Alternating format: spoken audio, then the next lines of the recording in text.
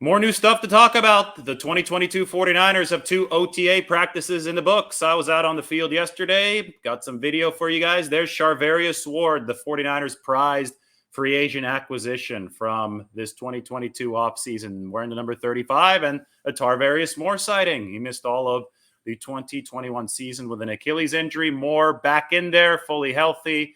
He's going to compete for a starting safety spot opposite Jimmie Ward. Ray McLeod, he's going to be a big-time special teams player, gadget weapon on that 49ers offense, another free agent acquisition. And here you have one of the second-year guys that teams are, the 49ers are really going to pay close attention to this year. Number 28, Trey Sermon, talking to Leon O'Neal Jr., undrafted free agent safety in some special teams work during Tuesday's practice. That's Tyler Kroft. Quick appearance from him, number 47, the tight end that the 49ers signed on Monday.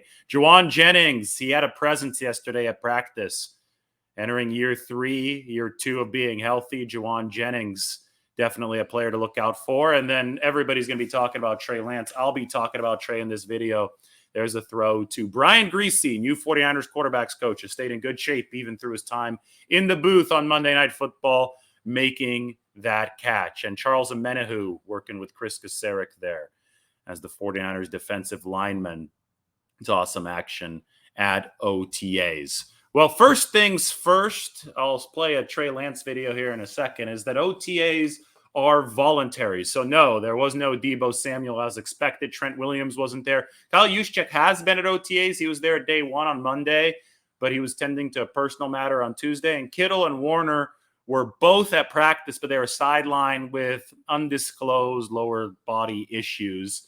Kyle Shanahan said that it's not even a big enough deal for me to really care about the details. Kittle and Warner are both healthy enough to play if there were a game today. Obviously, there's not a game today. It's OTAs. It's non-contact. It shouldn't be taken too seriously. Now, it is our first water. It's our first oasis in the middle of a long off-season desert, right? So people are probably going to overreact to what happens at OTAs. But let me just tell you this. This is what the 49ers first-team offensive line looked like.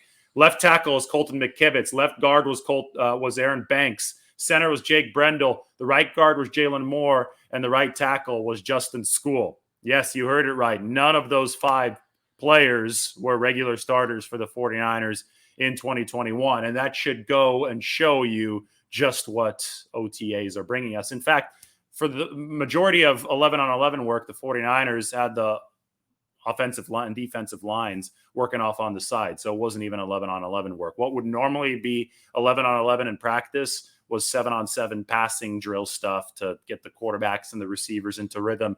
And then when the linemen did actually start taking part in full team activities, the 49ers took their helmets and put them all on the sideline. It was non-helmet stuff. They did that on Monday. They did it on Tuesday. They're going to do it again later this week on Friday. And, that just means that contact isn't allowed. And the 49ers are essentially going at walkthrough speed. And a walkthrough, you still run in a walkthrough. They just call it a walkthrough. But they're going at walkthrough speed, no helmets. They're not hitting. They're getting the rhythm in there. They're taking it easy on the offensive and defensive lines as they get acclimated and they get in shape. But anyway, take a look at that offensive line. Will show you that this is not the version of the 49ers front that the team expects to run out there come September when the season runs. Hell, even come late July when training camp starts. Anyway, everybody wants to know about Trey Lance. So we learned something about Trey Lance yesterday, and we can watch a video of Trey Lance from yesterday. This is Trey out on the field doing his stretches, and he talked to the media after, and he said that the finger injury, the broken finger, the chip that he suffered against the Raiders in the preseason,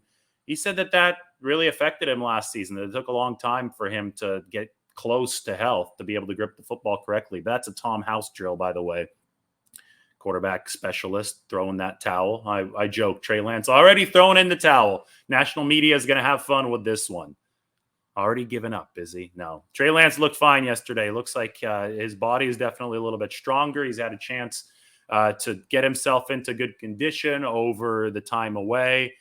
The release, a lot of people are over scrutinizing this because that's what people do with 49ers quarterbacks. They're saying, oh, his release was different. He's made a bunch of different tweaks. Well, I think it's a little bit quicker, but I don't think he's really changed the arm angle.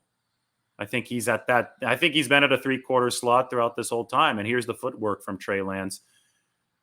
And Nate Sudfeld, you might have a quick Brock Purdy sighting, but I don't think I included Brock Purdy in this video. The last throw there from Lance to 49ers quarterbacks coach Brian Griese, who is going to be speaking to the media today on Wednesday. So I'll be headed back to the 49ers facility, meeting a lot of these new assistant coaches. Again, the staff for the 49ers is markedly different on the assistant level than it was last season with Mike McDaniel, leaving some coaches with him. The 49ers have Brian Griese. Oh, Mike McDaniel didn't take Rich Scangarello. Rich Scangarello left to the University of Kentucky. So the 49ers have a whole new setup in that quarterback room. You got Brian Griese as the official quarterbacks coach, but then you have Bobby Slowick as the pass game coordinator.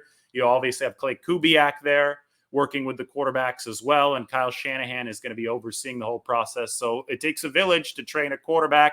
That's how the 49ers are looking at this. You got your first look at Brian Griese, but we're going to delve further into the 49ers process for coaching the quarterback position and coaching the whole offense today when we do speak to those coaches at the facility. Now, it's interesting to me that their new tight ends coach, Brian Fleury, replaces John Embry, who went to Miami with Mike McDaniel. Brian Fleury is a former quarterback at Towson University. And he's also coached defensive line and linebackers. And he brings a whole new perspective to coaching tight ends that George Kittle talked about yesterday. And I thought that all of the 49ers media availabilities were particularly insightful yesterday, between Trey Lance talking about the fact that his finger was really compromised he was bent. He said his finger wasn't straight until the end of the season. Now he's fully healthy. But from Trey Lance and some nice confidence that I'll talk about in a little bit, to George Kittle, and, just some really informative answers about the 49ers coaching process, about Trey Lance's process. Kittle said, this 7-on-7 stuff is going to be good for Trey, because when the offensive and defensive lines are there, the pass rush is there. And Trey, we all know that Trey is mobile. We all know that he can move away from the pass rush. We know that his legs are an asset. But when it's 7-on-7 work and there's no pass rush, he has to focus on making the correct decision. He has to focus on Kyle's offense from the pocket. And it's essentially like his legs are tied. And funny enough, that's what the 49ers did with Steve Young way, way back in the day. Steve Young would take off running. He knew that, his athleticism was early in his career his greatest asset. They'd literally tie Steve Young's legs, like literally. They didn't do this to Trey Lance, but with Steve Young, they would tie his legs together in the pocket, and he had to sit there and he had to learn how to dissect the defense with his arm. And, Trey already has a leg up on that. He's coming from North Dakota State, where he did operate from the pocket, but he only had 318 career pass attempts there, and his legs are a huge asset. The 49ers want to leverage both the pocket passing precision and the athleticism from Trey Lance. So they're trying to bring both together. And George mentioned yesterday that the 7-on-7 stuff that the 49ers are doing could potentially be very beneficial in that regard. After George Kittle, we heard from Jimmie Ward. And Jimmie Ward, that was great. Jimmie Ward here, that's what I wrote about yesterday. I could pop this one open on the screen. There it is. 49ers Jimmie Ward looks to fire up the defense and quarterback Trey Lance. Now, Jimmie and Trey Lance are locker room neighbors. And Jimmie just went out and said it because Jimmie doesn't give a shit anymore. Let's just put it that way. Jimmie Ward said, we just talk shit to each other every day or every other day. I tell him, hey, how come you try to throw this ball at me? You're not going to be able to fit this in during an actual game. You got to look somewhere else. Or, hey, I'm going to lean to your X wide receiver. So I'm going to force you to throw backside, and you're going to have to read the defense. Trey Lance isn't afraid to dish it back. Trey Lance tells Jimmie Ward, hey, I'm going deep today. I'm throwing the ball deep. I don't care if you're back there or not. If I get the read, I'm throwing. So it's a friendly competition, but we get each other. So Trey Lance has grown into an NFL personality. He's talking shit in the locker room. Jimmie Ward is talking it back. I guess Jimmie Ward is the one technically talking it first. We could say Jimmie Ward talks a lot of shit. In fact, the very last line of my piece, which I'm going to share in the comments section, so go ahead and check it out. The Athletic is $1 a month. Jimmie Ward says, yeah, I'm a villain now. Nobody can make me a villain because I made myself a villain. I talk a lot of shit, and I'm going to back it up. So, he had a good year last year, obviously. It didn't come without blemishes. He had the personal foul against Odell Beckham Jr. That was part of the 49ers collapse in the NFC Championship game. But Jimmie Ward did a whole heck of a lot right.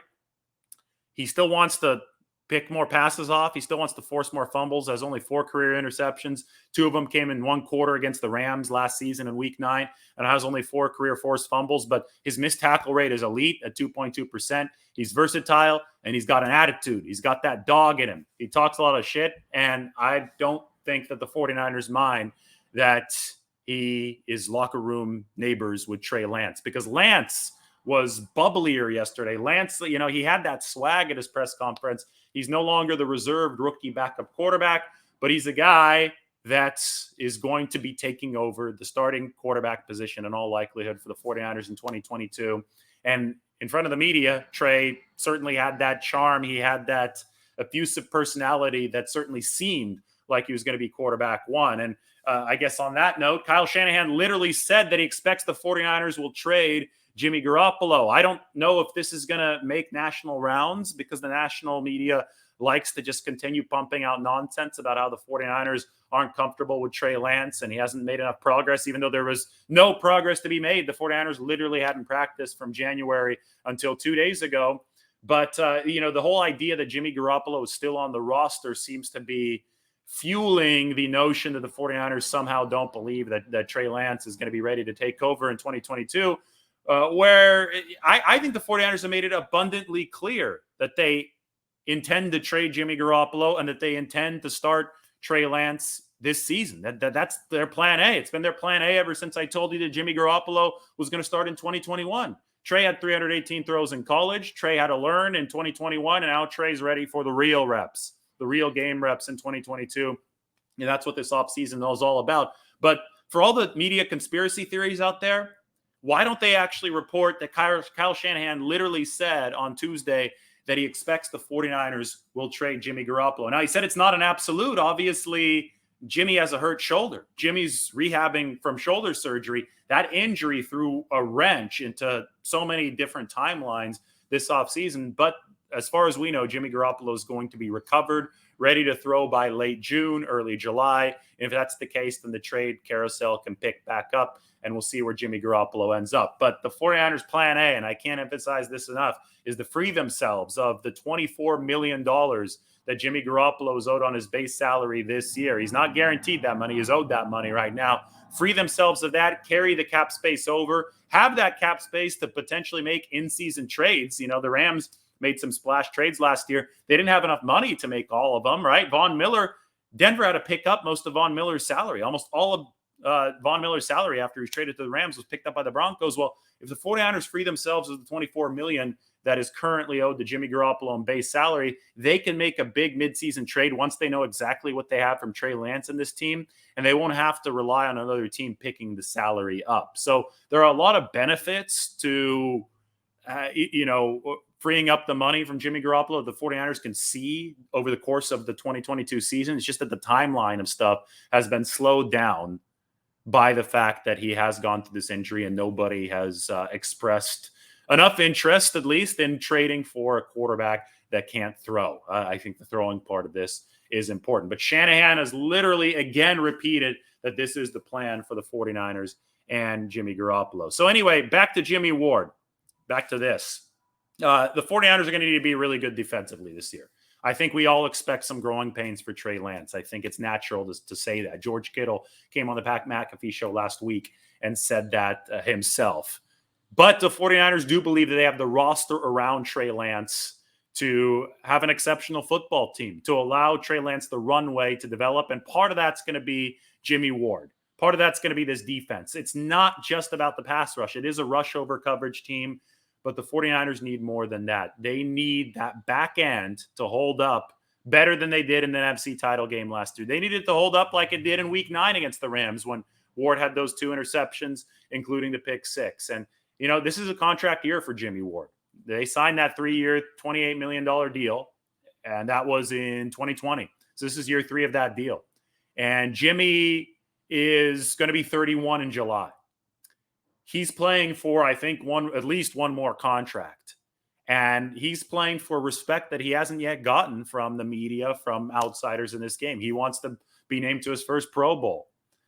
He hasn't been named an All-Pro, obviously, if he hasn't made the Pro Bowl. He wants to become a takeaway guy. I mean, I said it. 2 interceptions last year doubled his career total. Only 4 forced fumbles in his career. But, narratives don't have to stick with somebody forever. Remember just a few years ago, Jimmie Ward had the he's always injured narrative. 4 of his first 5 seasons in the NFL were ended by an injury. And then everybody said, oh, here we go again in 2019 when Jimmie Ward broke his collarbone during the 49ers offseason program. He missed the first 3 games of that season. Well, since then, since coming back in week 4 of that 2019 season, Jimmie Ward has played in 42 of the 49ers' past 45 games. He has reversed the narrative of this guy's not durable. This guy can't stay healthy. And he's become an eminently durable player for the 49ers. So while he's reversed that narrative, now he faces another one that he wants to conquer, and that is the lack of takeaways. And if Jimmie Ward can do that, then the 49ers will be much better for it. And I think they're already much better for the fact that Jimmie Ward has shown some swagger right next to Trey Lance at these practices. Charvarius Ward is on the scene for the 49ers. We could go ahead and play that Charvarius Ward video again. That's a big deal for the 49ers. They needed that shutdown cornerback. Jason Verrett, Kyle Shanahan said, might be ready for training camp, might be ready for week 1 because he was, in fact, hurt last season in week 1, which may play to the 49ers' benefit since that'll give them some more time for Jason Verrett to recover from that ACL injury. So the cornerback position is much deeper at this point than it was last year. Jauan Jennings does have a presence. I'm going to put up the Jauan Jennings video one more time here because you see Jauan and, it just looks like he belongs now. Obviously, toward the end of last season, there you go. Big-bodied 6'3", wide receiver. The big day yesterday, though, was from Malik Turner, who I don't have on any videos. Malik Turner is one of the 49ers free agent receiver pickups, is going to be fighting to make that 53-man roster. He caught a deep pass from Nate Sudfeld, and he caught several crossers there. He's got some speed. He's got some burn to him. And, what's impressive to me is the frame that Malik Turner brings into the conversation.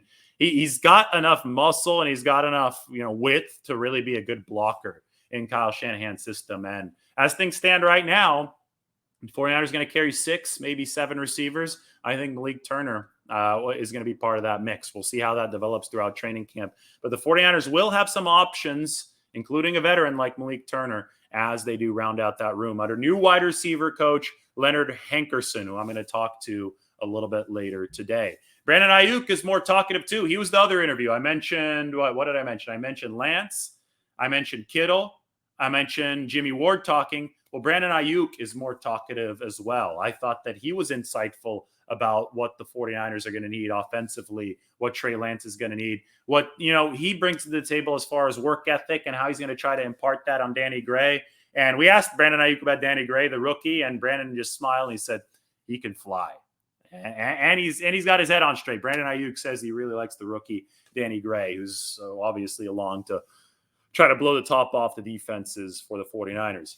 Kyle Shanahan, in other notable news, is that he believes that Deebo Samuel will be at mandatory minicamp. That's coming up next month, around June 14th. Shanahan expects Trent Williams to be there at mandatory minicamp, and he expects Deebo Samuel to be there. Now, Shanahan played it a bit coy. He said, I'm not going to go into full details of my conversations with Deebo Samuel because the media will just spin it out of control anyway. Who can blame Kyle Shanahan in that situation?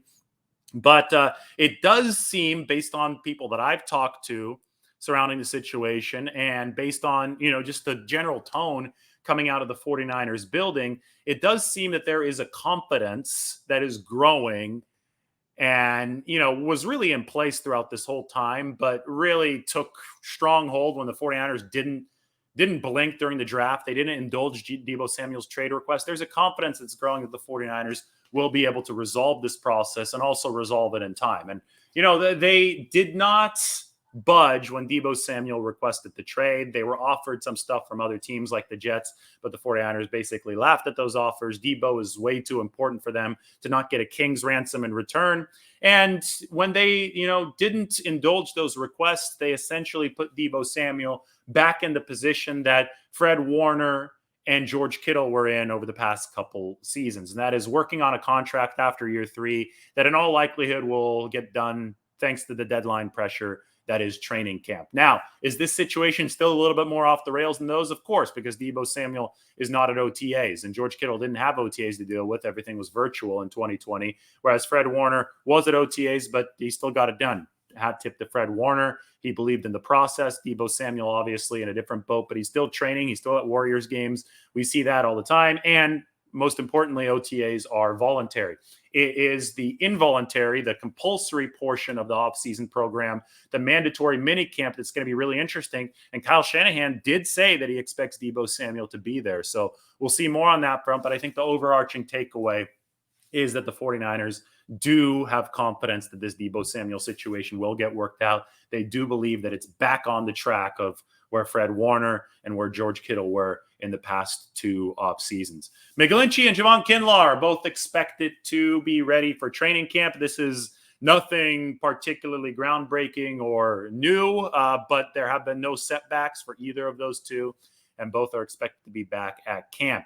Alex Mack's future is still to be determined. That's one where nobody can get a really good reading on it, even though Kyle Shanahan tells us that we should know. It could go one of 2 ways. Alex Mack could be planning to return, but he's a 13-year vet, and he's told the 49ers, I just want more time to travel the world with my wife. He's currently abroad right now, and Kyle Shanahan's just sitting back and smirking at everybody like, I know something that you don't, and I'm not going to tell you. It could be that, or it could be that Alex Mack is indeed planning to retire, but the 49ers can't have that happen until June 1st, because of the salary cap situation. If Alex Mack retires on June 1st or later, the 49ers can push much of his salary cap hit, half of it to be exact, the dead money hit, into 2023 instead of 2022. And they obviously don't have a lot of cap space right now. So that would be something that makes financial sense. Either way, we don't know. And it was Jake Brendel who was the 49ers' first team center yesterday, although the offensive line didn't get a whole lot of run in 11-on-11 work. And when they were in there, that first team offensive line looked like this: McKivitz, Banks, Brendel, Moore, and School. I asked Kyle Shanahan about Aaron Banks. He said that these practices are huge for him. The 49ers seem happy with how he's progressing, but boy, if he can't lock down that left guard spot, the 49ers are going to have a lot of problems offensively this season, because Laken Tomlinson is now a New York Jet. Anyway, that's what I noticed at practice for OTAs for the 49ers yesterday. Good times out on the field. It was hot. It was sunny. It should actually be cooler for the rest of OTAs. And we got a preview of training camp yesterday. So everybody check out the Jimmie Ward article. I'll pop it open on the screen one more time. There you go. The link to that article is in the comments section. $1 a month for The Athletic right now. So go read about Jimmie Ward. He's not afraid to use some foul language. I'll tell you that much. We're not afraid to print it. I'm not afraid to say it on here. So go ahead, like the channel, subscribe to the channel, and go check out the article. It's in the comment section, pinned up there on Jimmie Ward and the 49ers moving forward. All right, off to talk to some assistant coaches. The content will keep on rolling in. So we'll talk to you all soon. Everybody have a great Wednesday.